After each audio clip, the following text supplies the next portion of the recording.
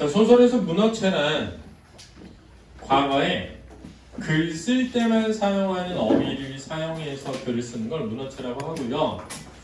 개화기 이후에 말하듯이 그냥 소설을 써버리면 그걸 구어체라고 합니다. 따라서 여러분들이 읽게 되는 대부분의 소설은 사실 구어체입니다.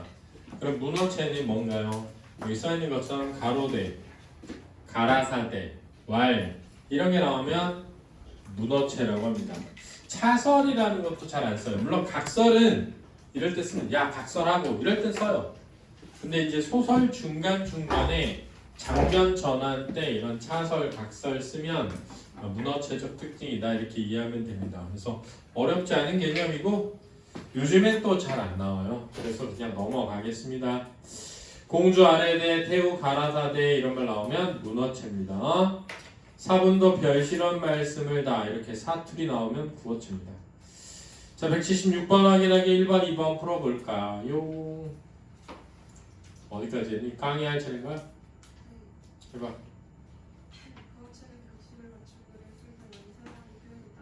그 다음 옆에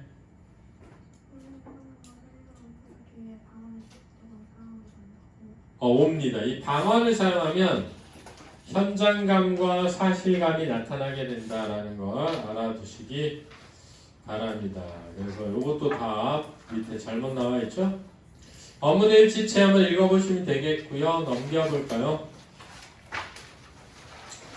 자, 이광수의 무정인데요. 이 이광수라는 사람을 쓴 무정이 언문일치체, 즉 구어체가 처음으로 적극적으로 사용된 작품입니다. 근데 읽어보면요. 차가 남대문에 닿았다. 아직 다 어둡지는 아니하였으나 사방에 반짝반짝 전기등이 켜졌다. 전차 소리, 인력거 소리, 모든 소리를 합한 도회의 소리와 넓은 플랫폼에 울리는 남학신 소리가 합하여 지금까지 고요한 자연 속에 있던 사람의 귀에는 퍽 소요하게 들린다. 근데 여러분들 이런 거 소요하게 들린다. 이런 표현 모른다고 해서 문어체. 이러면 안 된다는 거예요. 그러니까 내가 모른다고 해서 문어체라고 하지 마라. 이거를 이제 알려주려고 넣은 겁니다.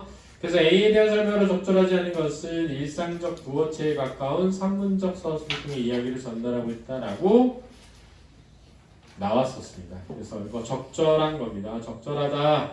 구어체란 대화에서도 쓰는 말. 2번 일상적 대화에서 사용하는 어휘나 문장 구조로 쓰여있는가? 그렇단데 우리가 그거를 우리 이런 말 안 쓰는데 이러면 안 돼요. 구어체는 문장에서만 쓰는 특별한 말이 아닌 일상적인 대화에서 쓰는 말로 된 문체를 말합니다. 자, 넘겨서 격조 있는 표현. 이것도 요즘에는 잘 안 나와서 여기까지 하면 이제 2강이 끝납니다. 그러면 시로 가서 하도록 하겠습니다.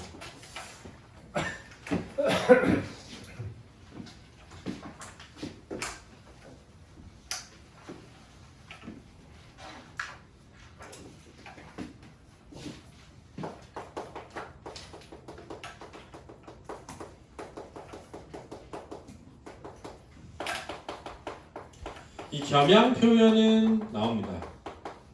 현학적 표현도 나와요. 그러니까 이거 밑에 건 알아야 돼요. 저 위에 있는 거는 오답으로 좀 자주 나옵니다. 오답으로.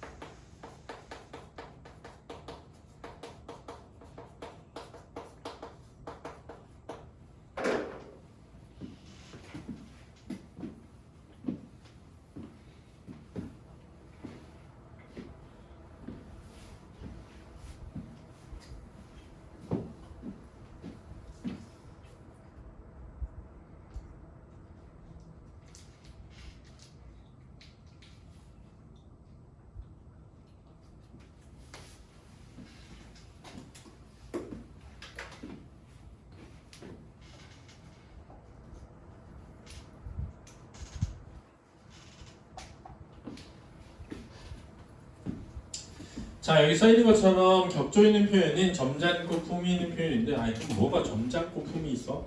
기준이 좀 애매하죠. 그래서 사실은 비속어가 나오는 부분에 격조 있는 표현을 사용해요. 이렇게 해서 오답 정리를 많이 합니다. 그리고 이 격조 있는 표현보다는 비속어를 사용하여 라는 선지가 훨씬 더 많이 나와요. 그렇죠? 그 다음에 겸양 표현은 자기를 낮추거나 또는 상대방을 높여서 표현하는 걸 겸양 표현이라고 하고, 요거는 좀 최근에도 자주 나옵니다. 현학적 표현은 요즘에 조금 덜 나오고 있는데, 이게 자기의 학식을 나타내다. 이 현이 나타낼 현자예요. 학은 배울 학자죠. 그래서 아는 척하는 거. 근데 아는 척하기 좋은 것 중에 하나가 한자죠. 요즘은 영어 막 섞어서 쓰는 표현들을 쓰잖아요. 영어 막 섞어서 쓰는 표현들이 소설에 막 등장하면 현학적 표현이라고 나올 수 있습니다. 그러니까 우리말로 충분히 할 수 있는데 막 영어 막 섞어서 쓰는 사람들 있잖아. 그치? 물론 뭐 자기 잘난 척 하려고 쓰는 게 아니라 그게 더 자연스럽다고 생각해서 쓰는 사람들도 있긴 한데, 개인적으로 저는 영어 막 섞어서 쓰는 거 별로 안 좋아하는데 어쨌든 그렇다. 어제 선생님이 자주 가는 중식당을 갔거든요. 중식당 갔는데 뭐 먹을까 했더니 어향가지 먹자는 거야. 하지 말까. 여기 어향가지 맛있으니까 어향가지 먹자 하는 거야. 그래서 내가 어향가지가 뭔지는 알아? 그랬단 말이야. 갑자기 교수님이 하니까 뭔데? 그런 거야. 그냥 어향이 어가 뭐죠? 물고기 어쩌입니다. 향은 향기할 때 향이에요. 그래서 원래는 민물 생선 요리를 할 때 생선 비린내를 잡기 위해 사용하는 중국의 양념을 어향이라고 합니다. 어향. 그 양념으로 가지튀김을 한 게 어향가지예요.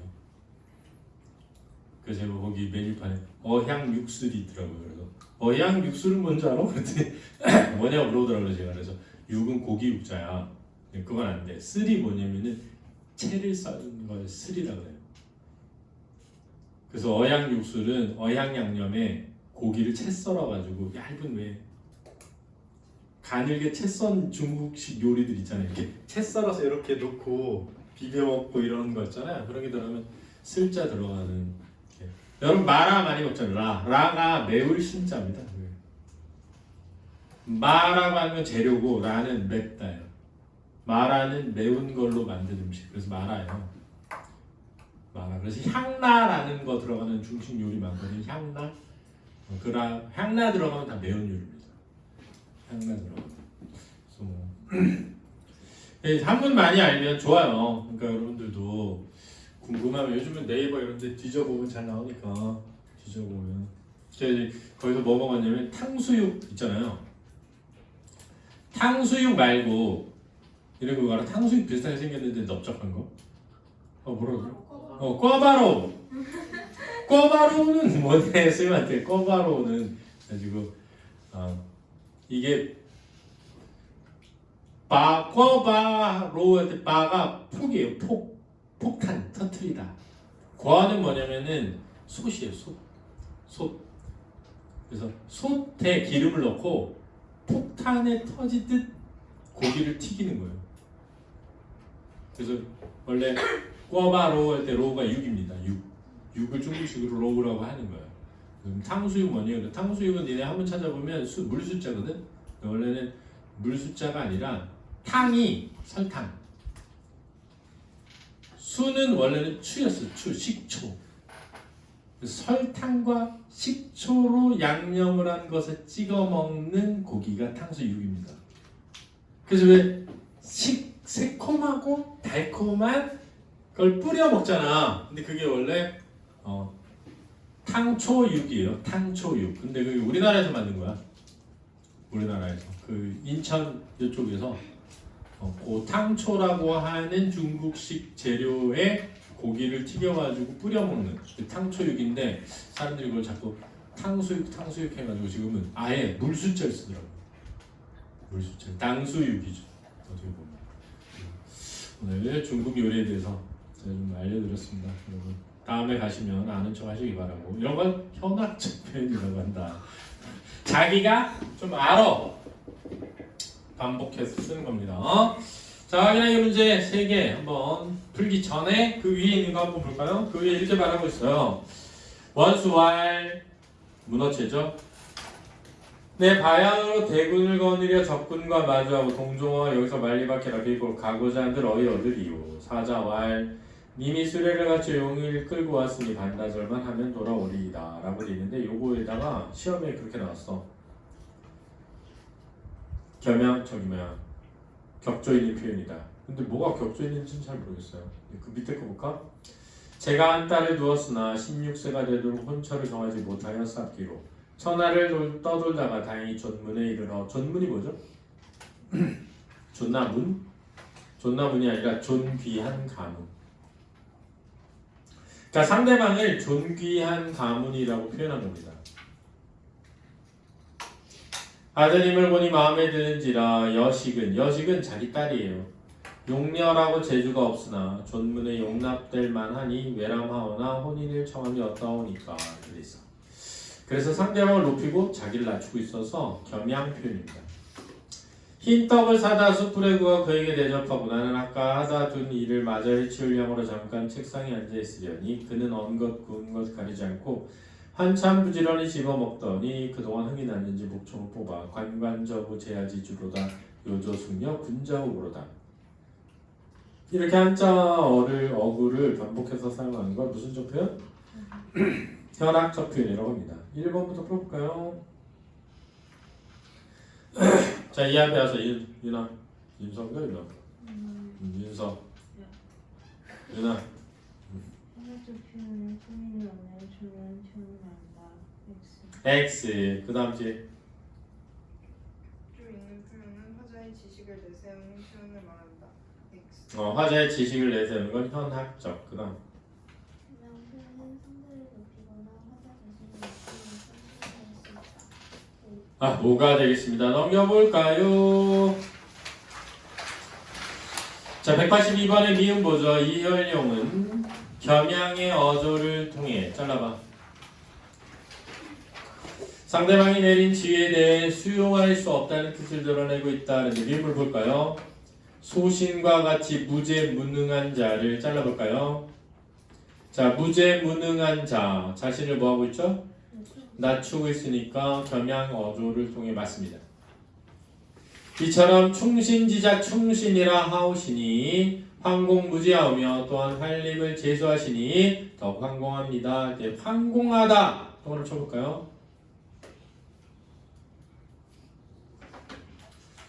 무서울 정도로 감사하다입니다. 무서울 정도로 감사하다. 왜 감사한데 무섭지?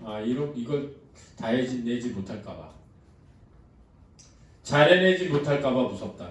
이런 겁니다.